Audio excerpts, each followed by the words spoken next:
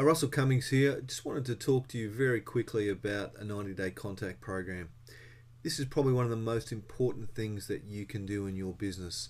And my experience is that organizations and businesses that roll out an effective 90-day contact program are far more likely to grow and prosper than those that don't.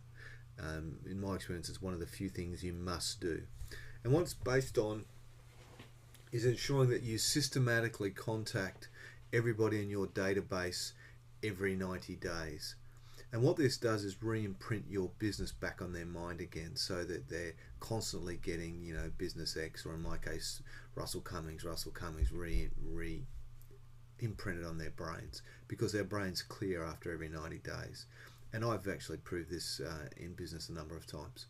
So got to develop a 90-day contact program. It's really quite simple. Look at the instructions, but very quickly, the first thing we need to do is group our clients and categorize them.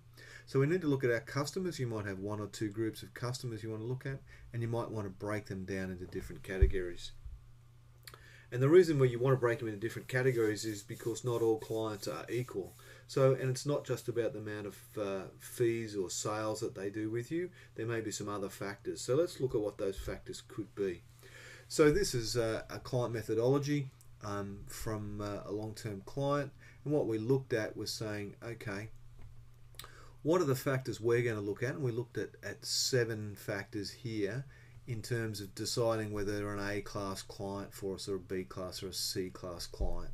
And so what we said was, the factors we looked at were size, what's the volume of their current work over the last 2 years, how accessible are they, so where are they located, what's the potential for their fees going forward, what's the quality of their relationship with us, how frequently do they pay us, are they good payers or not, and how clear do they understand our services and what they might be. Now you might use this as a basis and modify it depending for your business. Then we actually looked at a weighting for each of those factors and said, right, out of 100, how many points would we give to them? And we actually gave more points to potential fees than current fees. And then some of the other factors were in there as well. We then came up with the rules around scoring, and then we simply dumped our database out to a spreadsheet and score them against all these factors to come up with a ranking. We ranked all our clients, and then we divided them up based on those rankings into sort of 3 areas, A, B, C class clients. So you don't have to have 7 factors. You might have 3 factors. You might have 2 factors, you could have 5 factors. It doesn't really matter.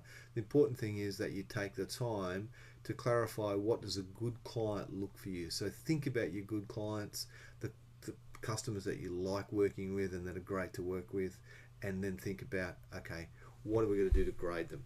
All right, so that's step 1, grade your customers. Once we've done that, then we can build them into a contact plan.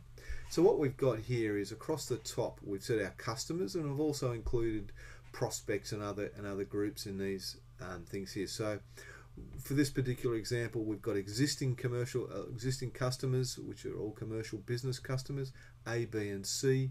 We've then broken our prospects off into commercial prospects, so they're the hot prospects or just normal prospects. We've also looked at government as a client group and whether prospects are hot or not.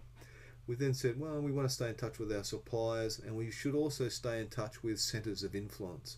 And centers of influence are people who are more likely to send you and refer you more work than they are to be a client. So depending on your industry, they could be accountants or lawyers or manufacturers or other people. They could even be suppliers, I suppose, for some of you.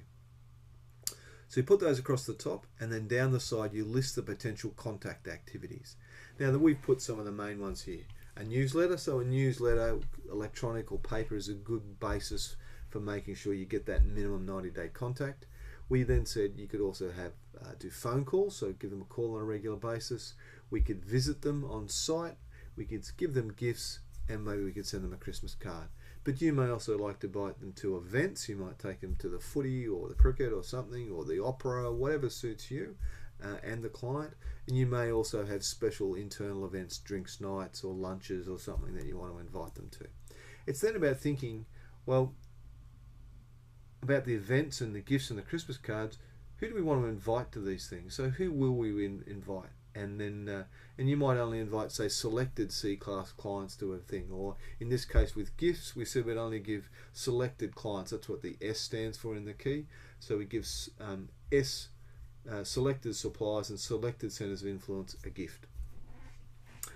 We've then said everybody gets the newsletter quarterly, although centers of influence we mainly send them every second one. I'm not sure why we decided that. Phone calls, we looked and said our A-class clients, we're going to call them monthly, just a quick catch-up call. How are you? How are you going? Is there anything we can do for you? Our B-class clients, we're going to catch up with them 6 monthly, and our A-class clients get 1 call a year from us, and we move across the table. In terms of visits, we said we're going to have an on-site visit with our A-class clients once a quarter, our B-class clients once a year, and then our C-class customers don't get a visit at all, but we're going to visit our hot prospects at least twice a year. Yeah, we'll only visit selected suppliers. So you can see you build up a table for how you're going to address this. Once you've done that, then you need to make this into a system. And this is where the real power is. So you need to use tools like CRMs and Outlook and task managers, those sort of things, to plug all these things in and set them up so it says you're due to call such and such a client this date. It pops up with a message and says call Frank, re-follow-up call, that sort of stuff. Call so-and-so to make a visit. So you want to put these things, think about how you're going to do them, put them into Outlook and some of these other great tools you've got around that can help you to control your time and manage your time. Because the key is you need to keep managing and marketing and doing all these things when you're at your most busy, all right, to avoid feast and famine. So contact program is all about maintaining systematic contact with multiple people. It's also about grading or graduating the level of contact you have with different people, because not all people are created equal. All right, in a nutshell, it's a 90-day contact program, one of the most critical things you need to do in your business, and I'll leave it there. Thank you.